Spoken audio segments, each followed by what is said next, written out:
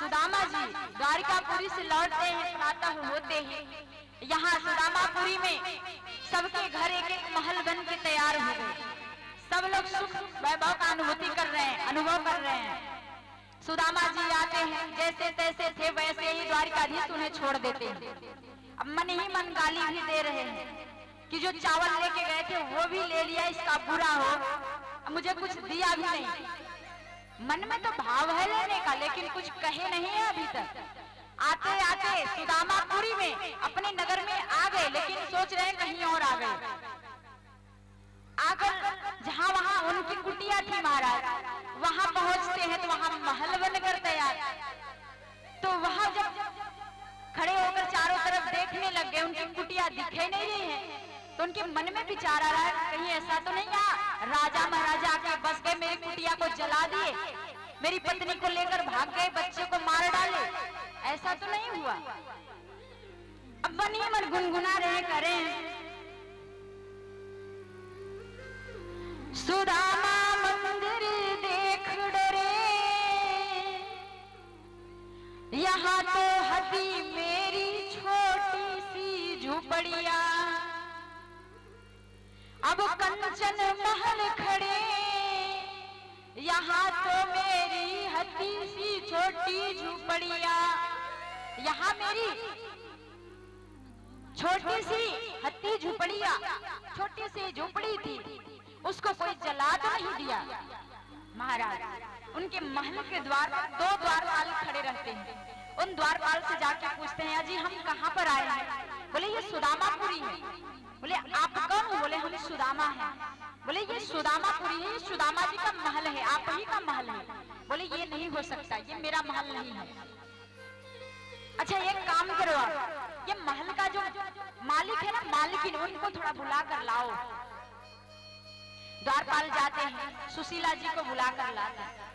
सुशीला देवी एकदम देवी स्वरूप धारण करके आती हैं, आभूषण गहने पहने हुए। महाराज जैसे ही सुदामा जी देखते हैं अपनी पत्नी को तो वहां से भागने लग गए कि हमसे गलती तो नहीं हो गई, कोई बात नहीं, आप जाओ जाओ, हम ऐसे ही बुला लिया थी, गलती हो गई, क्षमा करो। सुशीला देवी जैसे ही देखती है अपने पति देव को, सुदामा को पहचान जाती हैं, दौड़कर चरणों में गिर गई, प्रभु मैं ही आपकी पत्नी हूँ, ये सब कुछ द्वारिकाधीश ने ही कर दिया, उनकी कृपा से ये सब प्राप्त हो गया, इस चीज की मुझे आवश्यकता थी। क्योंकि देखिए सुशीला बहुत चालाक थी, जो 4 मुट्ठी चावल दी थी ना, वो 4 मुट्ठी चावल कोई साधारण चावल नहीं थे, ध्यान देना। अर्थ काम मोक्ष, अर्थ काम मोक्ष और सुख वैभव जो है ना, धन की आवश्यकता थी उनको। उन्होंने सोच समझ के ये चावल 4 मुट्ठी दिया था। उन्हें चारों चीज की आवश्यकता थी, धर्म अर्थ काम मोक्ष, क्योंकि उन्हें राज्य भोगना था, भी बहुत गरीबी सही थी। आज सब कुछ श्री ठाकुर जी प्राप्त करा देते हैं। महाराज चरणों में गिरती है सुशीला, वहां से सुदामा जी भागने लग जाते हैं, देवी तुम्हें इसी चीज की आवश्यकता थी ना, इसीलिए मुझे भेजी थी, अब तुम सोने के चावल बनाओ, चांदी के दाल बनाओ और बनाकर पाओ, अब तो हम यहाँ से चलते हैं वन में तपस्या करने। लेकिन सुशीला जी चरणों में गिरती है। महाराज सुदामा जी कहते हैं, देवी विपदोनेव विपदः संपदोनेव संपदः विपद विस्मरणं विष्णो संपद नारायणे स्मृतिः। ये देवी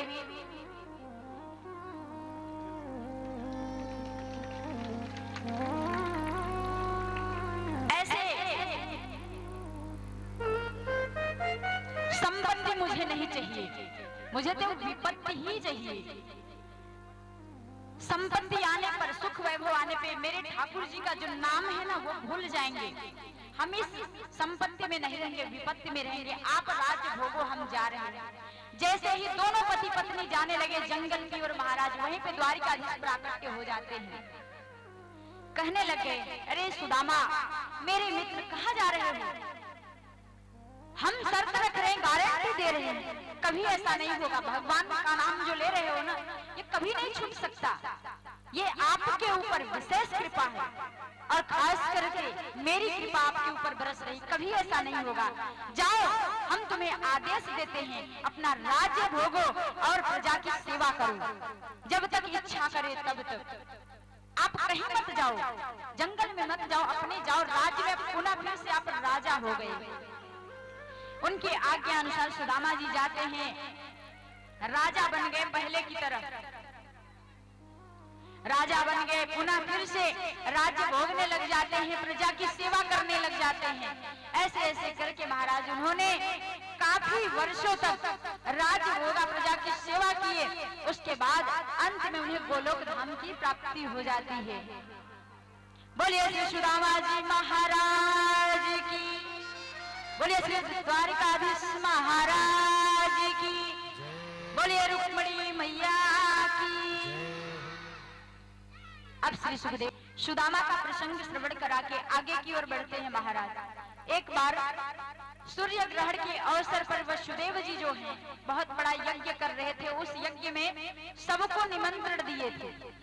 उस यज्ञ में किशोरी श्री राधा रानी भी आई थी, यशोदा मैया, नंद बाबा, देवकी मैया, वसुदेव जी तो थे ही। काफी जगह के, काफी स्थान के राजा महाराजा सब इकट्ठा हुए थे। उसी में यशोदा मैया को पता चला कि मेरा लाला भी आया है।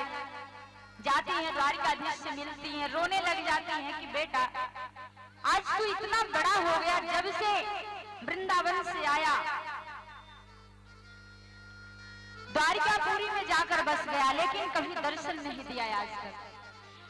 और वो तो बात की बात है, लेकिन 16,108 विवाह भी कर लिए, मुझे खबर मिला है, लेकिन एक भी विवाह में अपने मैया को नहीं पूछा।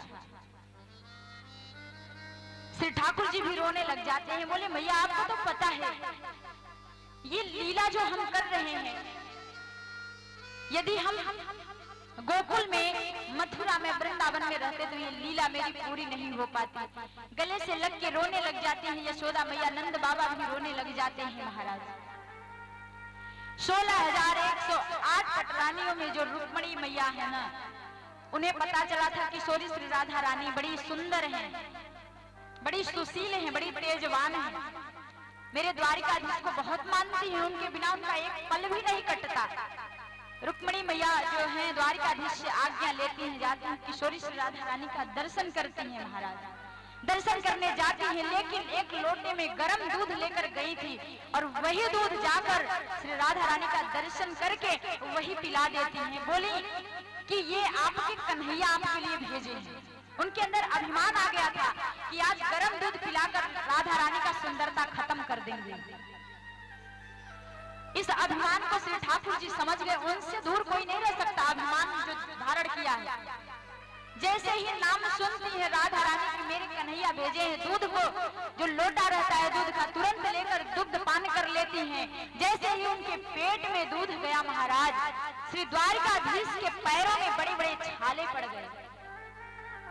वहां से दर्शन करके आती है रुक्मिणी मैया, यहाँ देखिए द्वारिकाधीश के चरणों का सेवा करने जाती हैं तो पैरों में देखते हैं बड़े बड़े छाले।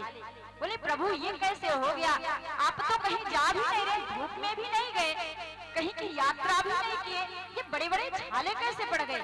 बोले देवी ये छाला पड़ा है तो केवल आपके वजह से। बोली कैसे? बोले आप मेरी किशोरी जी के पास गई थी, उन्हें गरम गरम दूध पिलाई थी, आपके अंदर अभिमान और घमंड था। पता है राधा रानी के दिल में, उनके हृदय में मेरे चरणों का वास होता है और मेरे हृदय में किशोरी जी के चरणों का वास होता है। जो हम लोगों के साथ अत्याचार करता है उसका परिणाम उसको दिखने को मिल जाता है। आज आपने गर्म दूध पिलाया इसलिए मेरे चरणों में बड़े बड़े छाले पड़ गए, ये आपके कारण पड़े हैं। जाओ आज से हम श्राप देते हैं रुक्मिणी कि आपके साथ मेरा नाम कभी नहीं जुड़ेगा, जुड़ेगा तो मेरे राधा रानी के साथ जुड़ेगा। सारी दुनिया कहेगी राधे कृष्ण राधे कृष्ण, तभी से कोई रुक्मिणी और कृष्ण नहीं कहता। द्वारिकाधीश का श्राप लगा हुआ है। सभी जितने राजा महाराजा हैं सब आते हैं, सूर्य ग्रहण के यज्ञ में सबसे मुलाकात होती है महाराज। ये लीला करने के बाद द्वारिकाधीश आगे क्या कर रहे हैं श्री सुखदेव जी श्रवण कराने लग गए राजन परीक्षित से। एक बार क्या हुआ,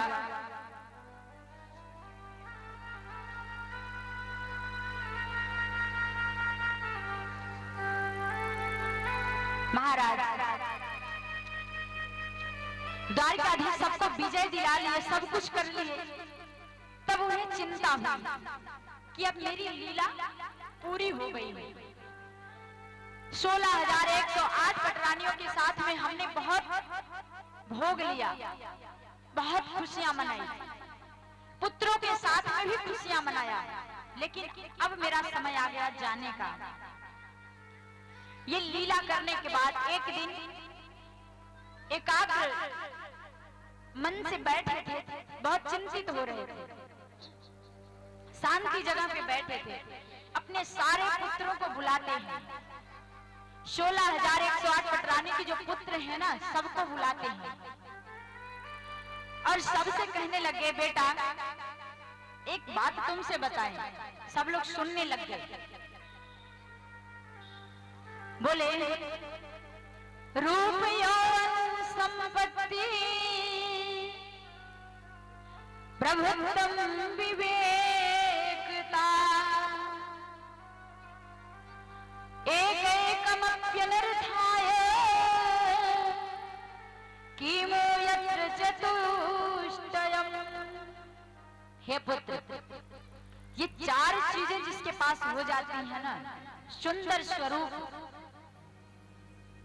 सत्ता, उच्च पद, सुख, वैभव, जिसके पास प्राप्त हो गया ना, उसके पास यदि एक चीज नहीं है, विवेक नहीं है ना, तो ये सब भ्रष्ट है। और आप लोगों के पास एक राजा के पुत्र हो, आपके पास सुंदर रूप भी है और सुंदर प्रभुता भी है, सत्ता भी है, अच्छे पद पे हो, राज्य भोग रहे हो, लेकिन आप लोगों के पास विवेक नहीं है। आपके महल में कभी भी कोई शत्रु आ जाए तो उसे माफ कर देना, कभी किसी संत महात्मा का अपमान मत करना, उनका परिहास मत करना, उनका हंसी मत उड़ाना। तो उसमें जो सबसे बड़े थे ना जी, प्रद्युम्न, वो सुन रहे थे, लेकिन और उनके जो भाई थे बड़े चंचल थे, उनकी वजह से प्रद्युम्न भी उनके बात को इनकार कर देते हैं। उसमें सबसे चंचल न जाम्बवती का पुत्र शाम्बु हंसी उड़ाने लग गया। द्वारिकाधीश शांत हो गए, बोले कि पुत्र आज हम समझा रहे हैं, हम नहीं रहेंगे तो कोई समझाने वाला नहीं रहेगा। यदि विवेकता से काम नहीं करोगे तो एक दिन सारे यदुवंशियों का नाश हो जाएगा। हम तो अब जा रहे हैं, अपना संभालो। महाराज द्वारिकाधीश जब ऐसे कहते हैं, सारे लोग उनके बात को इनकार कर दिए, ध्यान नहीं देते हैं। एक दिन क्या हुआ, कुरुक्षेत्र में सारे पुत्र जाते हैं, वन में गए, एक वृक्ष के नीचे कुछ संत बैठे थे। उन संतों के पास जाते हैं महाराज, बड़े बड़े संत थे। विश्वामित्रोषितः कण्वो दुर्वासा भृगुरंगिरः कश्यपो वामदेवोऽत्रि वसिष्ठो नारदायः। वहां भृगु मुनि, अत्रि मुनि, वशिष्ठ मुनि, पुलस्त्य, पुलह, कृतु, अनेक प्रकार के बड़े बड़े संत बैठे थे। और ये द्वारिकाधीश के जो पुत्र है ना, सांब को साड़ी पहना कर ले जाते हैं, उसके पेट पर कपड़ा बांध देते हैं, कपड़े की कोटली बांध देते हैं। संतों के सामने जाकर कहते हैं कि महात्मा जी, हमने सुना है कि आप बड़े विवेकवान हो, बड़े सिद्ध महापुरुष हो, एक बात आज मुझे बता दीजिए कि ये जो स्त्री है ना, इसे पुत्र होगा या पुत्री होगी? तुरंत ऋषि महात्मा जो थे समझ गए महाराज कि ये हम लोगों का हंसी उड़ा रहे हैं, तुरंत श्राप दे देते हैं कि आप लोग हम लोगों का हंसी उड़ा रहे हो, परिहास कर रहे हो हम लोगों से, जाओ हम श्राप देते हैं। तुम्हें पता है ये जाम्बवती का पुत्र सांब है और इस पुत्र को साड़ी पहनाकर कपड़े बांधकर पेट पर लाए और पूछ रहे हो कि पुत्री होगा या पुत्री होगी? जाओ श्राप देते हैं, इसके पेट से लोहे का मूसल पैदा होगा और वही मूसल सारे यदुवंशियों का नाश कर देगा। संतों का श्राप लग गया महाराज। ये खबर द्वारिकाधीश को पता चल गया कि श्राप लग चुका है। द्वारिकाधीश जो है महाराज एकांत स्थान पर शांति से बैठे हैं, चिंतित हैं कि जो हमने समझाया पुत्र मानते नहीं है, आज उसको भोगना पड़ रहा है। श्राप लगते ही महाराज जो प्रद्युम्न थे ना, सारे यदुवंशी मिलकर उस लोहे के मूसल को जैसे ही सांब को वहां से हटाते हैं, जैसे ही साड़ी को हटाए महाराज वहां लोहे का मूसल पैदा हो गया। और वो लोहे का मूसल ये लोग क्या करते हैं पता है? आपस में विचार विमर्श करते हैं, उसको घीसना शुरू कर देते हैं। घीस कर जो उसका कील बचता है उसे यमुना नदी में फेंक देते हैं। उसे एक मछली निगल जाती है, खा जाती है। और जो घीसे हुए है ना यमुना नदी के किनारे किनारे वो काई जम गया है, जिसे काई आप जानते हो, काई जम गया। वही काई महाराज औजार का काम करने लगा। वही काई एर का नाम की घास जम गई।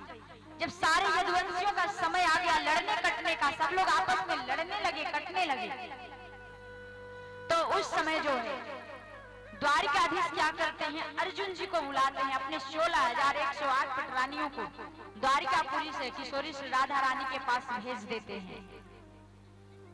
और उसके बाद महाराज उद्धव जी भी दौड़ कर आते हैं। उन्हें भी पता चला कि आज इस धराधाम से द्वारिकाधीश धराधाम को छोड़कर चले जाएंगे, हम किसकी शरण में जाएंगे, जाके चरणों में गिर जाते हैं। उन्हें ज्ञान का उपदेश देते हैं श्री ठाकुर जी, उन्हें भक्ति का उपदेश देते हैं महाराज। उन्हें भक्ति प्राप्त होती है, उन्हें समझाते हैं द्वारिकाधीश कि आपको मरना नहीं पड़ेगा उद्धव, आपको तो इसी ब्रज में निवास करना है, आपको मेरी भक्ति जो है ना प्राप्त हो चुकी है, आपको कहीं जाना नहीं है, आपको हम अपने में समाहित कर लेंगे। उसके बाद महाराज शेषनाग जी आते हैं। बलराम भैया जो है ना शेषनाग के अवतार दौड़ कर आते हैं, वो भी कृष्ण भगवान के चरणों में गिरते हैं। उन्हें उपदेश देते हैं श्री ठाकुर जी कि आपको कहीं जाने की जरूरत नहीं, आप ये जो धराधाम है पृथ्वी ना, इसको संभाल कर रहो, आप इसके भार को संभालो। क्षीर सागर में जाते हैं, शेषनाग के अवतार जो है बलराम भैया क्षीर सागर में शेषनाग के अवतार धारण करके उसमें समाहित हो जाते हैं। अब यहाँ सारे यदुवंशी एर का नाम की घास उखाड़ उखाड़ कर एक दूसरे को काट रहे हैं, एक दूसरे को मार रहे, खत्म कर रहे हैं महाराज। धीरे धीरे धीरे धीरे सारे यदुवंशी खत्म होने लगे। द्वारिकाधीश को लगा कि अब ये लोग हमें भी नहीं छोड़ेंगे, अब ये लोग हमें भी नहीं छोड़ेंगे। द्वारिकाधीश भी अपने जाने का समय देखने लग जाते हैं महाराज। इसी वंश में एक राजा रहते हैं, राजा जनक। इनको ज्ञान का उपदेश बताते हैं 9 योगेश्वर महाराज जी होते हैं, जो कि भागवत का उपदेश राजा जनक जी को देते हैं, उन्हें समझाते हैं कि देखिए ये भागवत कथा क्या है। ये भागवत आपको जब प्राप्त होगी जब आप 3 चीज को अपनाओगे। पता है क्या? आपने 6 दिन तक भागवत कथा सुनी, आज कथा का 7वां दिन है।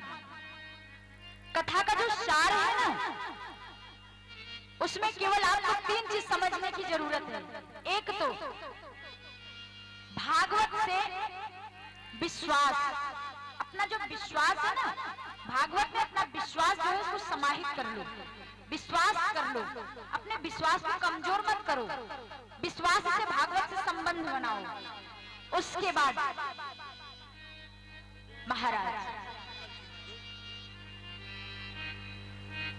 विश्वास, अपने आप को समर्पण कर दो भागवत में, अपने आप को समर्पण कर दो भागवत में, कहीं जाने की जरूरत नहीं है। और भागवत से एक संबंध बना लो, भागवत से एक संबंध बना लो। विश्वास, संबंध, समर्पण, ये तीनों चीज जिस दिन आपके अंदर आ जाएंगे महाराज, आप भागवत बनकर घूमने लग जाओगे। यही भागवत का सार है। भागवत हमें एक अच्छे मार्ग पर ले जाकर खड़ा करती है। भागवत हमें वो मार्ग बताती है कि भगवान के धाम जाने का रास्ता कौन है, वही रास्ते पर ले जाकर खड़ा करेगा। एक भक्त बना देगा आपको, संत महात्मा से मिलाएगा, आपके सुंदर आचरण बना देगा। कहीं जाने की जरूरत नहीं है, आप भागवत सुनकर और भागवत में ही विलीन हो जाओ। यही भागवत है। और आपको भी पता है कलयुग केवल नाम आधारा, सुमिर सुमिर नर उतर ही पारा। कलयुग में जो है केवल भागवत सुनो, केवल भगवान नाम संकीर्तन करो, इससे बढ़कर कुछ भी नहीं है। कोई हजारों हजारों श्लोक याद करने की, मंत्र याद करने की जरूरत नहीं है। केवल भगवान को आप जान लो, भगवान कौन है, भगवान क्या करते हैं, यही भागवत है। यही भागवत का सार है। श्री सुखदेव जी ना राजा परीक्षित से जब कथा श्रवण कराते हैं, अंतिम दिवस की जब कथा चलती है जी ना, सारी कथा सुनाने के बाद बस परीक्षित जी से यही कहते हैं कि परीक्षित जी आप भागवत से विश्वास बना लिए हो? परीक्षित जी बोले हाँ महाराज। बोले आप संबंध बना लिए हो? बोले हाँ। बोले आप अपने आप को समर्पण कर दिए हो? बोले वो तो कब के कर दिए हैं, आप आज पूछ रहे हो। तो हम यही चाहेंगे कि आप लोग भी 7 दिन से भागवत सुन रहे हो, आप लोग भी भागवत में ही विलीन हो जाओ। आप लोग कथा सुनने आते हो ना, जो भी बुराई हो, घर की बुराई, आपके अंदर जो टेंशन और चिंता है ना, 7 दिन से श्री ठाकुर जी को अपना समय दे रहे हो। सारा टेंशन और चिंता श्री ठाकुर जी के चरणों में समर्पित करके जाओ। ये नहीं कि टेंशन में आए हो टेंशन में चले जाओ। हम इसीलिए तो यहाँ आ रहे हैं कि अपना जो चिंता है इसको खत्म करें और चिंतन को बढ़ाएं, चिंता को घटाओ और चिंतन को बढ़ाने लग जाओ भागवत से। श्री सुखदेव जी राजा परीक्षित से बोले, राजा आज द्वारिकाधीश देखे सारे यदुवंशी कटने लगे, मरने लगे, द्वारिकाधीश को ही दौड़ा लेते हैं, पहचानते नहीं कि ये कौन है। द्वारिकाधीश महाराज जी एक पीपल का वृक्ष होता है, उसके वृक्ष के पास जाके बैठ जाते हैं महाराज, एकदम नेत्र बंद करके। जैसे ही पैर हटाते हैं द्वारिकापुरी से अपना चरण, तुरंत द्वारिकापुरी जो है ना तड़ तड़ करके महाराज समुद्र में चली जाती है, यमुना नदी में चली जाती है। जब तक द्वारिकाधीश थे तब तक माहौल बना था, लेकिन जैसे ही प्रभु धराधाम को छोड़ कर गए, पूरी द्वारिकापुरी नष्ट भ्रष्ट हो जाती है। सारे यदुवंशी आपस में लड़ मर कर खत्म हो जाते हैं। श्री सुखदेव जी राजन परीक्षित से बोले, राजन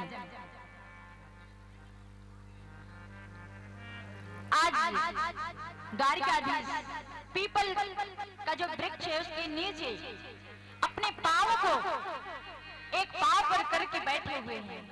एक बहेलिया जो है ना वो शिकार खेलने जाता है, और वही बहेलिया यमुना नदी में जो मछली थी ना, वो जो लोहे का मूसर था उसका कील बचा हुआ था, उसको ग्रड़ कर ली थी, निगल गई थी। वही बहेलिया आता है, उस मछली को ले जाकर अपने घर पर काटता है, उसके पेट से वही कील निकलता है, वही कील लेकर रख देता है।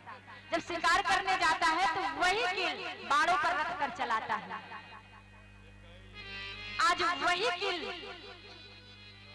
लेकर बहेलिया गया वन में महाराज, और अपने बाड़ों पर रख कर ठाकुर जी के जो चरण है ना, दूर से देखने में लग रहे हैं कोमल चरण, जैसे हिरन के नेत्र है, हिरन के नेत्र के जैसे लग रहे हैं। बहेलिया समझ नहीं पाया। महाराज अपने बाण को जो है धनुष पर बाण को चढ़ाता है महाराज, और सीधा निशाना लेकर ऐसा मारता है कि सीधा द्वारकाधीश के चरणों में जाकर बाण लगता है और चुभ जाता है। जैसे ही बाण लगा, श्री ठाकुर जी अपने नेत्र को बंद कर लिए और आकाश मार्ग से सारे देवी देवता देख रहे हैं प्रभु की लीला की। आज श्री ठाकुर जी कैसे धराधाम को छोड़ेंगे, इस लीला को देखेंगे, कितना आनंद आएगा, कैसी कैसी लीला कर रहे हैं। सब देख ही रहे हैं, कोई पलक नहीं गिरा रहा है। सबके देखते देखते मेरे ठाकुर जी ऐसे अदृश्य होते हैं गोलोक धाम में महाराज, ऐसे अदृश्य होते हैं ना कि सारे देवी देवता जो देख रहे हैं दर्शन नहीं मिला इनकी लीला का। वो अदृश्य होकर कहा जाते हैं पता है? देवी देवता सोच रहे गोलोक धाम आ गए, कहीं जाते नहीं है जी। 7 दिन की भागवत जब पूरी होती है ना, श्री ठाकुर जी क्या करते हैं, सिर्फ भागवत जी में ही विलीन हो जाते हैं। अपने धराधाम को छोड़कर गए नहीं, सबके दिखावे में गए हैं, लेकिन वो अपने ब्रज को छोड़कर कहीं नहीं गए हैं, वही ब्रज में ही है। उसी दिन सूक्ष्म रूप धारण करके अदृश्य रूप से श्री ठाकुर जी श्रीमद् भागवत महापुराण में विराजमान हो जाते हैं। वही श्रीमद् भागवत महापुराण जो है श्री सुखदेव जी राजन परीक्षित को 7 दिन तक कथा श्रवण कराते हैं। तो आप बताइए, कोई पोथी कोई पत्रा है? ये श्री ठाकुर जी है, स्वयं श्री ठाकुर जी श्रीमद् भागवत महापुराण बनकर विराजमान हुए हैं और हम सभी को कथा का जो रस है उसका पान करा रहे हैं। बोले श्री द्वारकाधीश महाराज की, बोलिए राधा रानी सरकार की। श्री सुखदेव जी महाराज जो हैं राजन परीक्षित को 7 दिन की कथा श्रवण कराते हैं महाराज, और उन्हें समझाते हैं कि राजन परीक्षित श्री ठाकुर जी को कोई भाव से भजे या बिना भाव के भजे, लेकिन यदि उनका नाम गा रहा है ना तो उसे उनकी प्राप्ति जरूर होगी। कहने लग गए, भाई को भाई अनख आलस हो, नाम जपत मंगल विसदस हो। भाव से, स्वभाव से किसी भी तरीके से आप जपिए महाराज, लेकिन श्री ठाकुर जी का नाम आपके जिह्वा पे आना चाहिए।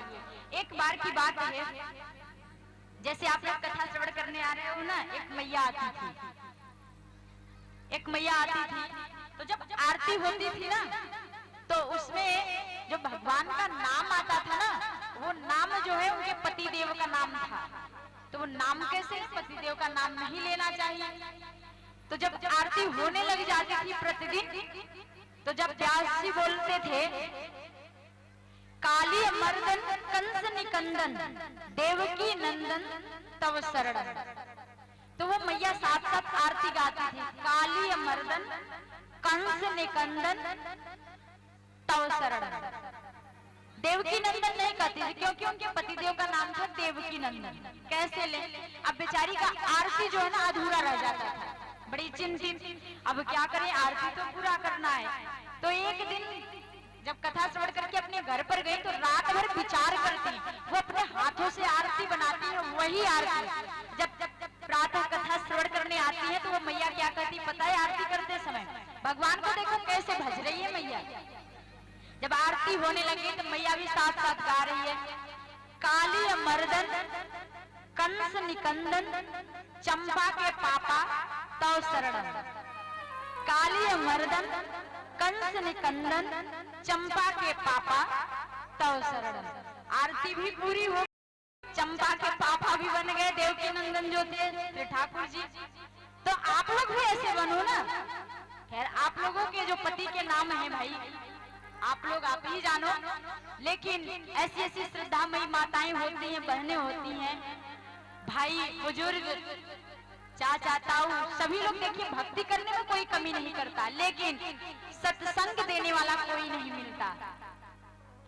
आज श्री सुखदेव जी राजन परीक्षित को कथा श्रवण कराए महाराज, उसके बाद पूछने लग जाते हैं राजन परीक्षित, आज हमने 7 दिन की कथा आपको श्रवण कराया। अब ये तक्षक सर्प जो है ना, उसका आने का समय हो रहा है। हम लोगों को भी डसेगा, चिंता मत करो। राजन परीक्षित को पता है कि 7वें दिन मेरी मृत्यु होगी, लेकिन हम लोगों को पता नहीं है। जिस दिन हम लोग को पता हो जाता ना, हम लोग तो चिंता में मर जाते। ठाकुर जी की बहुत बड़ी विशेष कृपा है कि हम लोग को पता नहीं चल रहा है कि कब मरेंगे। राजन परीक्षित को पता चल गया था जी। आज राजन परीक्षित से जैसे ही पूछते हैं श्री सुखदेव जी कि आप सच सच बताओ, अब आप मरोगे कि नहीं, आपको तक्षक सर्प डसेगा कि नहीं। राजन परीक्षित एकाग्र मन से 7 दिन की कथा श्रवण किए हैं महाराज। अभिमान में कह दिए श्री सुखदेव जी से कि हम नहीं मरेंगे और हमें तक्षक सर्प नहीं डसेगा। डसेगा तो मेरे शरीर को डसेगा, हमें नहीं डस सकता। हम तो अब जा रहे हैं परमात्मा के पास, हमने भागवत अमृत का पान कर लिया, आप मुझे कौन मार सकता है। आज 7वें दिन तक्षक सर्प चल देता है महाराज। जैसे ही कथा श्रवण कराते हैं श्री सुखदेव जी महाराज, राजन परीक्षित उनका पूजन करते हैं, उनका पूजन करते हैं। व्यास जी का पूजन किए, विदाई किए, वहां से कथा श्रवण करा के श्री सुखदेव जी अदृश्य हो जाते हैं। अब बचे राजन परीक्षित। राजन परीक्षित बचते हैं महाराज। तक्षक सर्प चल दिया। जैसे ही तक्षक सर्प वहां से चलता है, ब्राह्मण का रूप धारण करके यहाँ से कश्यप मुनि चल देते हैं, जो कि ये वैद्य हैं, सांप काट लेते हैं, इनके पास दवा है, ये ठीक कर देते हैं, मंत्र है ऐसा। अब हम लोगों के जैसा मेडिसिन नहीं, टिकिया खा लो सांप का विष चला जाए, ऐसा नहीं। उनके पास ऐसे ऐसे मंत्र हैं। उन्हें पता था कि राजन परीक्षित बड़े ही महान राजा हैं, इन्हें हम मारने नहीं देंगे। वो भी चल दिए, तक्षक सर्प से भी चल दिए। बीच मार्ग में मुलाकात होती है दोनों से। जो कश्यप मुनि है, उन्हें धन के जो है थोड़े लोभ ही हैं, बहुत सारा धन देकर तक्षक सर्प उन्हें वापस कर देता है और जाता है राजन परीक्षित को डसने के लिए। अब यहाँ कब से राजन परीक्षित जो है ना, उनकी देखिए, अभी भी हमने इसके पहले बताया कि ये जो शरीर है ना, इससे हमें कोई लेना देना नहीं है, लेकिन इसके अंदर जिसका वास है आत्मा का, जब तक आत्मा रहेगी तब तक तो जीवित रहोगे। जिस दिन आत्मा निकली ना, तो गोविंदाय नमो नमः हो जाएगा। तो ये जो आत्मा है आपके अंदर, इसका कांटेक्ट किससे है, किससे है बताओ। आत्मा का कांटेक्ट परमात्मा से है। आप लोग बहुत झूठ बोलते हो, बहुत गलती करते हो, डरते भी नहीं हो कि ये आत्मा जो है, ये परमात्मा, यही द्वारिकाधीश है। और इनको अपने हृदय में बैठाकर इतना गलतियों पे गलतियां इतना करते हो कि शर्म भी नहीं आती कि कम से कम उनसे संपर्क है। परमात्मा मेरे अंदर विराजमान है, तो उनसे डरे। राजा परीक्षित अपने आत्मा से संबंध उनका जो है ना परमात्मा से, अपने आत्मा को परमात्मा में मिला दिए और उसी दिन जीते जी उनकी मुक्ति हो जाती है 7वें दिन। उन्होंने एक वृक्ष के नीचे जाकर बैठ गए, पालथी मारकर। उनका आत्मा जो है निकलकर परमात्मा में जाकर विलीन हो गया, शरीर बैठा हुआ है। तक्षक सर्प आया, शरीर को डस रहा है, शरीर को डस रहा है। राजन परीक्षित जो है, उनके पुत्र, सबसे बड़े पुत्र जन्मेजय हैं। उन्हें पता चला कि मेरे पिताजी को सर्प ने डस लिया, इनकी मृत्यु हो गई। बहुत बड़ा सर्प यज्ञ जन्मेजय ठानते हैं, संसार के जितने सर्प हैं सबको उसमें भून देते हैं, जला देते हैं। जब सबको जलाने लग गए महाराज, गरुड़ जी भी आने लग गए।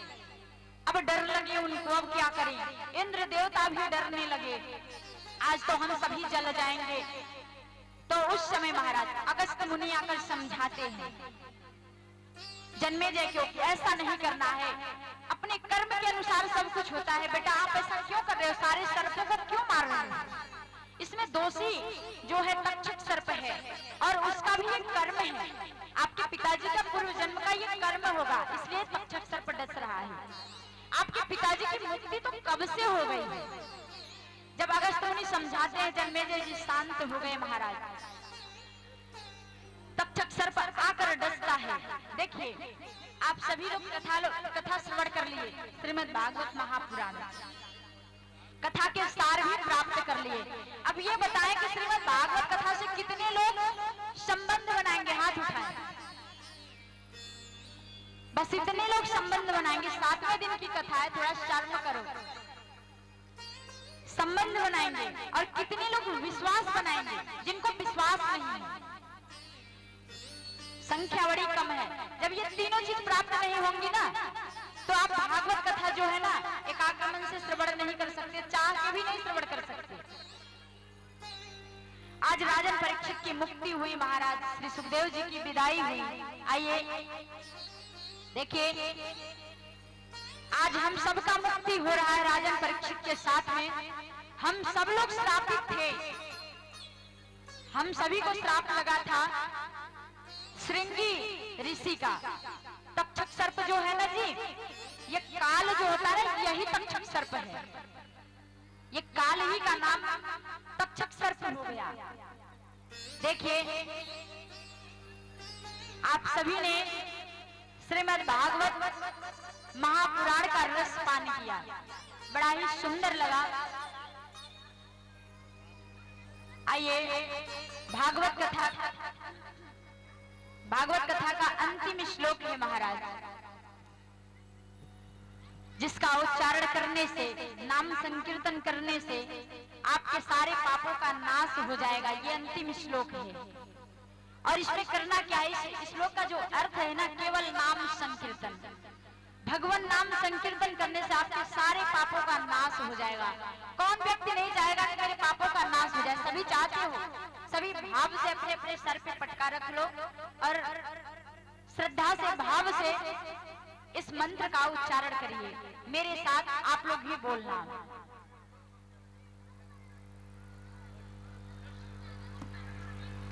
श्री राधे।